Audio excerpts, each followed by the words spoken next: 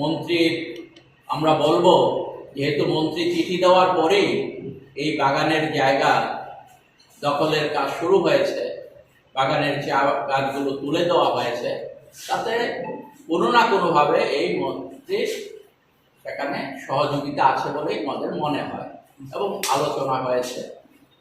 তার পরিপ্রেক্ষিতে সারা রাজ্যেই আজকে চা বাগানের জায়গা দখল করার একটা প্রক্রিয়া এই সরকারের দিক থেকে শুরু হয়েছে। সরকারের যারা কোমরা চোমরারা আছেন তাদের পরোক্ষ সেখানে সাহায্যেই কাজটা শুরু হয়েছে। তার প্রতিবাদে আমরা আগামী 1 জুলাই এই জগন্নাথপুর ছাড়াও মোহনপুরও এরকম ঘটনা ঘটেছে, আরো কিছু কিছু চা বাগানে এই সমস্ত ঘটনা ঘটছে। তার প্রতিবাদে আগামী 1 জুলাই আমরা সারা রাজ্যে চা বাগানের সমস্যা নিয়ে আমরা শ্রম দপ্তরে গণডেপুটেশন সংগঠিত করব আগরতলায়, এবং রাজ্যের অন্যান্য মহকুমাগুলোতেও যেখানে চা বাগান আমাদের আছে সেখানে কোথাও অবস্থান হবে, কোথাও ডেপুটেশন হবে। যে সমস্ত মহকুমাগুলোতে চা বাগান নেই সেই সমস্ত মহকুমা থেকেও চিফ সেক্রেটারিকে অ্যাড্রেস করে মহকুমা শাসকের মারফতে ডেপুটেশন প্রদান করা হবে, যাতে অবিলম্বে এই বেআইনি কাজ বন্ধ করার জন্য রাজ্য সরকার ব্যবস্থা গ্রহণ করে 1 জুলাই কর্মসূচি আমরা গ্রহণ করেছি।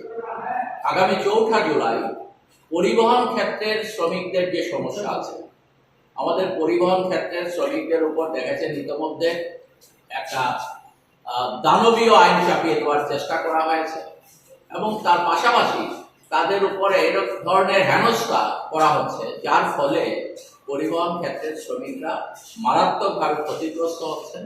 তারই প্রতিবাদে রাজ্য কেন্দ্রে সারা রাজ্য থেকে শ্রমিকরা আসবেন পরিবহন ক্ষেত্রে। তারা আগামী 4 জুলাই মোটর স্ট্যান্ডে জড়ো হয়ে পরিবহন এর সাথে যুক্ত আমাদের যে অফিস আছে এই বিবেকানন্দ ময়দানের উত্তর দিকে, সেখানে তারা গণডেপুটেশন সংগঠিত করবে।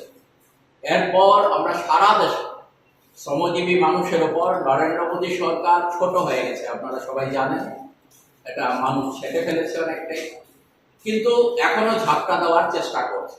মানুষের ক্ষতি করার জন্য এই সরকার 100 দিনের একটা পরিকল্পনা গ্রহণ করেছে ইতিমধ্যে, এবং সেই পরিকল্পনার মধ্যেই যে শ্রম কোডকে পাস হওয়ার পরও, আইনে রূপান্তরিত হওয়ার পরও কার্যকর করতে সাহস পায়নি, তারা নতুন করে তা কার্যকর করার জন্য উদ্যোগ গ্রহণ করেছে।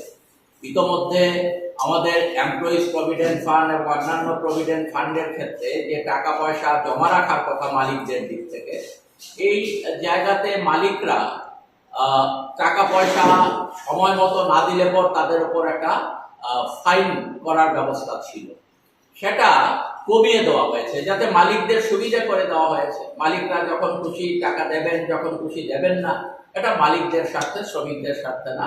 নরেন্দ্র মোদী সরকার উদ্যোগ গ্রহণ করেছে, এবং সারা দেশে আমাদের রাষ্ট্রায়ত্ত যা কিছু সম্পদ গত 75 বছর ধরে তৈরি হয়েছিল আমাদের দেশে, যা জনগণের সেবা করত, সেই রাষ্ট্রায়ত্ত সম্পদগুলো মোদী সরকার এসে একের পর এক বিক্রি করে দেওয়ার জন্য একটা বিশেষ পরিকল্পনা তারা গ্রহণ করেছিল, ন্যাশনাল মনিটাইজেশন পাইপলাইন, এবং এটাকে আরো ব্যাপকভাবে কার্যকর করার জন্য সমস্ত রাষ্ট্রায়ত্ত ক্ষেত্রগুলো বেসরকারি হাতে তুলে দেওয়ার জন্য একটার পর একটা পরিকল্পনা বিভিন্ন দপ্তরগুলো গ্রহণ করেছে। এই দাবিগুলো যেমন আছে, তার পাশাপাশি আমাদের রাজ্যে